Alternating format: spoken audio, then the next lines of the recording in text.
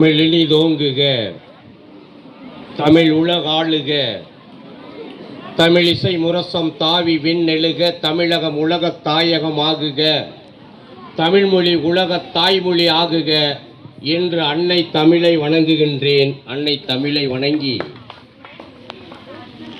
தென்னையோ விண்ணெட்ட வாழை அதையிட்ட கண்ணல் அடுத்திருக்க சென்னல் வடுத்திருக்க காத்திருக்கும் நங்கை போல் நாற்றிருக்க இயற்கை எழிலோடு கூத்து பூத்து குலுங்கும் வாக்களத்தூரை கான் என்று வாக்களத்தூரிலே இருக்கின்ற அரசு மேல்நிலைப் பள்ளியை வழிநடத்தி கொண்டிருக்கின்ற உங்கள் தலைமை ஆசிரியரை வணங்கி மகிழ்கின்றேன்.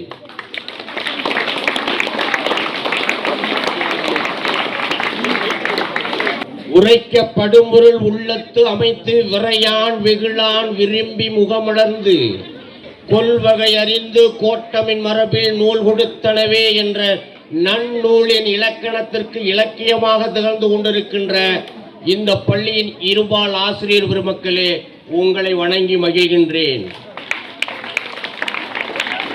வெங்கொடுமை சாக்காட்டில் விளையாடும் தோல் எங்கள் வெற்றி தோள்கள், கங்கையை போல் காவிரியை போல் கருத்துக்கள் ஊரும் உள்ளம் எங்கள் உள்ளம் இளமை உள்ளம் என்று என் எதிரே அமர்ந்திருக்கின்ற இருபால் மாணவ செல்வங்களே, உங்களை வணங்குகிறேன், வாழ்த்துகிறேன், வணங்குகிறேன். இந்த பள்ளியில் இந்த ஆண்டு முதலாவது நிகழ்வாக பட்டிமன்றம் நடப்பதாக உங்கள் தலைமை ஆசிரியர் சொன்னார். நான் யாரையும் எப்பொழுதும் தேவையில்லாமல் மிகைப்படுத்துவது கிடையாது. அதுபோன்று குறைப்படுத்தி பேசுவதும் எனது பழக்கம் இல்லை. ஆனால் தமிழர் பண்பாட்டுப்படி யாரை பாராட்ட வேண்டுமோ அவரை பாராட்டித்தான் ஆக வேண்டும். இந்த பட்டிமன்றத்தின் தொடக்கத்தில் உங்கள் தலைமை ஆசிரியர் எப்படி வேண்டுமானாலும் நினைக்கட்டும். இந்த சிலம்பரசன் இந்த பள்ளிக்கு பொறுப்பு ஏற்றவுடன் இந்த பள்ளியை இன்றைக்கு எந்த அளவுக்கு மக்கள் மத்தியில் கொண்டு சேர்த்திருக்கிறார் என்றால், வண்ண வண்ண விளக்குகளால் வண்ண வண்ண வண்ணங்களால் ஜொலிக்கின்ற பள்ளியாக மாற்றி இந்த பள்ளிக்கூடத்தில் படிப்பவர்களுக்கு வாக்களத்தூர் பள்ளியில் படிப்பது பெருமை என்பதை உங்களுக்கெல்லாம் எடுத்து வைத்திருக்கிறார்.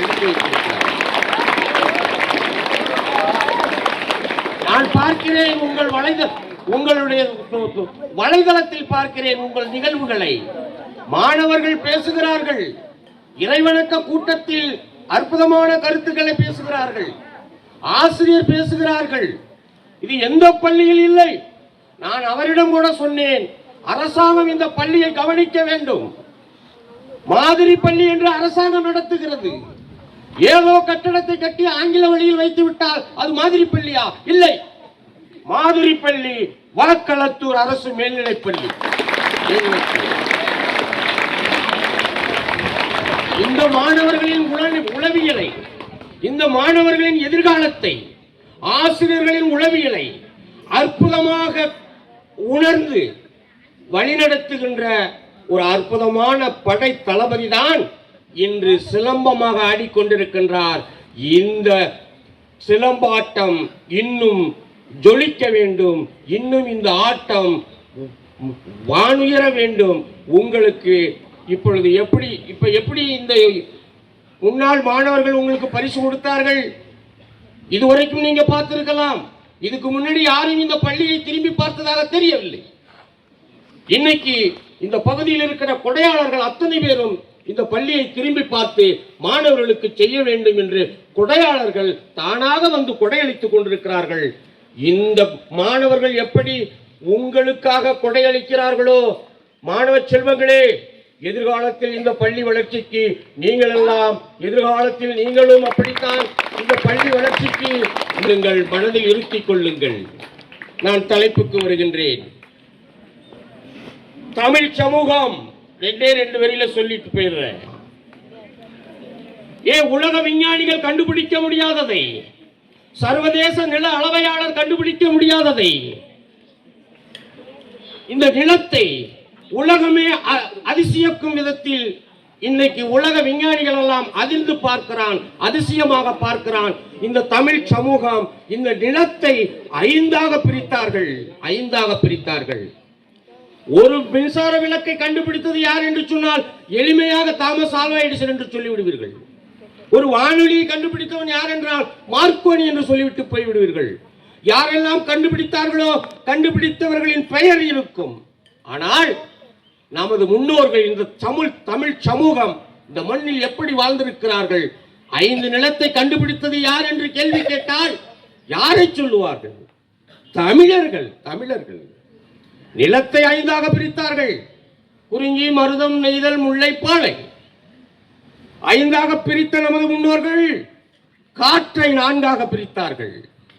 வடக்கிலே இருந்து அடித்தால் அது வாடை, தெற்கிலே இருந்து தவழ்ந்தால் அது தென்றல், வடக்கில் இருந்து அடித்தால் அது வாடை, மேற்கில் இருந்து அடித்தால் அது கோடை, கிழக்கில் இருந்து அடித்தால் அது கொண்டல். நிலத்தை 5ஆக பிரித்தவன் காற்றை 4ஆக பிரித்தான். காற்றை 4ஆக பிரித்த நமது முன்னோர்கள் நாம் பேசும் மொழியை 3ஆக பிரித்தான். இயல், இசை, நாடகம் 3ஆக பிரித்த நமது முன்னோர்கள் நமது தமிழ் சமூகம் வாழ்க்கையை 2ஆக பிரித்தார்கள். அக வாழ்க்கை, புற வாழ்க்கை. அகம் அன்பு சார்ந்தது, புறம் அறம் சார்ந்தது. வாழ்க்கையை 2ஆக பிரித்த நமது முன்னோர்கள் என்றென்றும் எப்பொழுதும் ஒழுக்கம் என்பதை ஒன்றாகவே படைத்தார்கள்.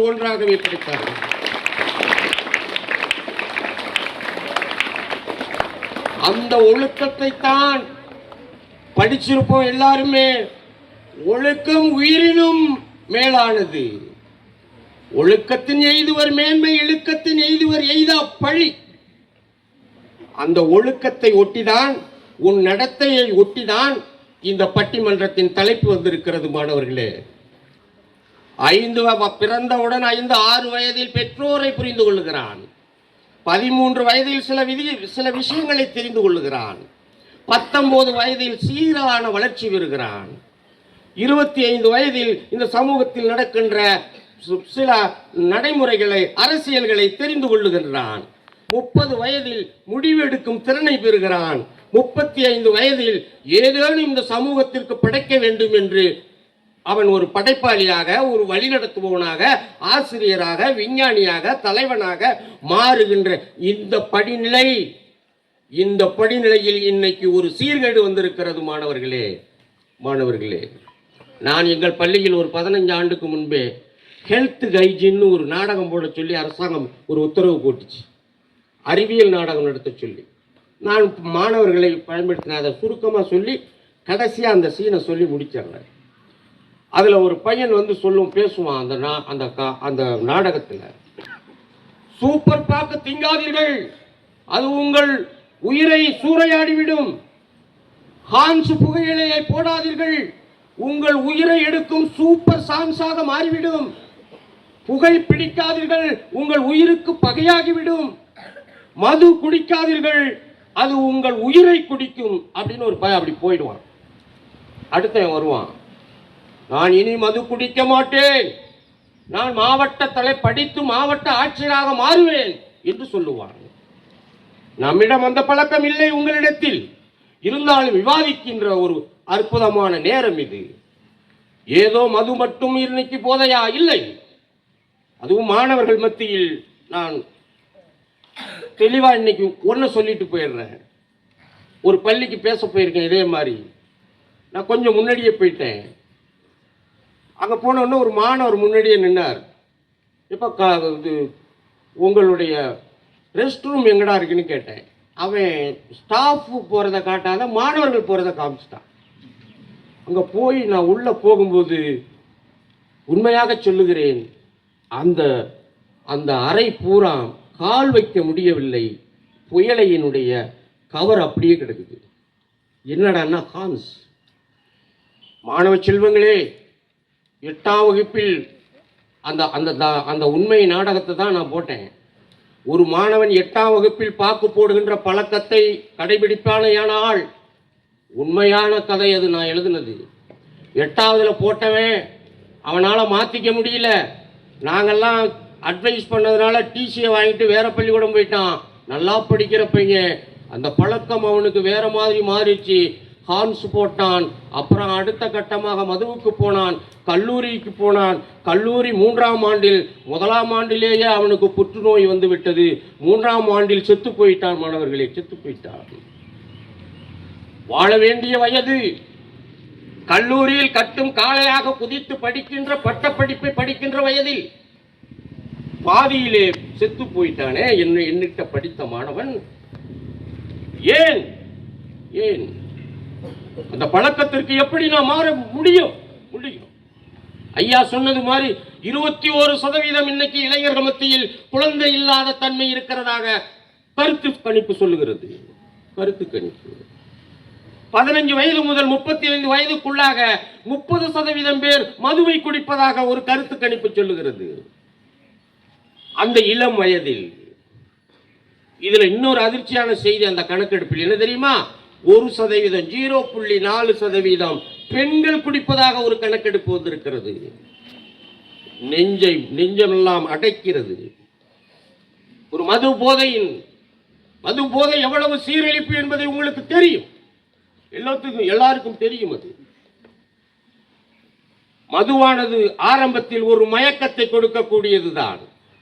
அது நாளடைவில் மதுவானது உள்ளுறுப்புகளை, கல்லீரலை துளைக்கும், இதயத்தை கெடுக்கும், உன் உடல் வலிமையை போக்கும். காலப்போக்கில் அனைத்து நோய்களும் வந்துவிடும். வாழ வேண்டிய வயதில் அவனுடைய உடலானது அழிந்துவிடும். உண்மையை சொல்லுகிறேன். 6ஆம் வகுப்பில் 2 பசங்களுக்கு சண்டை. ஒருத்தன் போடா குடிகாரன்னு அடிச்சுட்டான். அந்த பையன் போய் டீச்சர்கிட்ட ரிப்போர்ட் பண்றான். அந்த பிரச்சனை என்கிட்ட வருது. அப்ப அதை விசாரிக்கும் போது என்ன நடக்குதுன்னா, நல்லா தெரிஞ்சுக்கங்க, ஏன்டா அப்படி அவனை குடிகாரன்னு அடிச்ச அப்படின்னு கேட்டா, சார் அவன் குடிப்பான் சார்னா.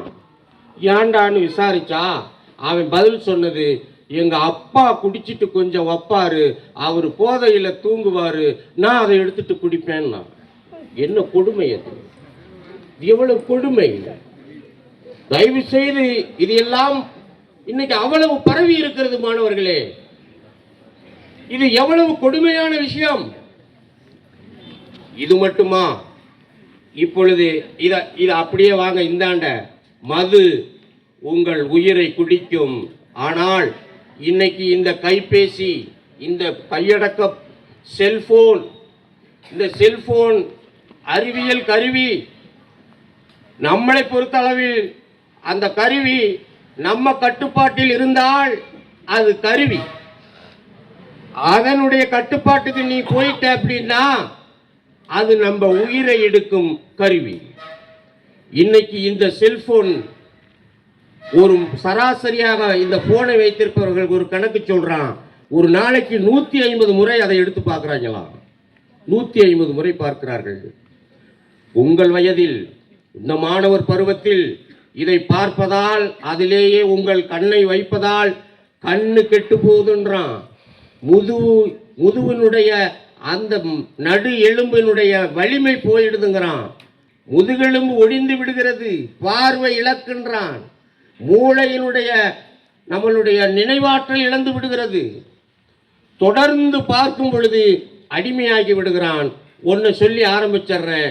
இந்த செல்போனுடைய போதை எவ்வளவு தீவிரமானது தெரியுமா? விழுப்புரம் மாவட்டத்தில் ஒரு கிராமத்தில் 2 அக்கா தங்கச்சி, ஒரு பொண்ணு 10வது, தங்கச்சி 8வது. 10வது படிக்கிற அக்கா செல்போனை பார்த்துக்கிட்டே இருக்குது. இந்த தங்கச்சிக்கு கொடுக்கவே இல்லை. இவ தங்கச்சி போன வேகத்தில் என்ன பண்ணா, அவ பார்த்துக்கிட்டே இருக்கிற கையில் இருந்த செல்போனை படக்குன்னு புடுங்கிக்கிட்டு அக்கா காரி மேலே போயிட்டா.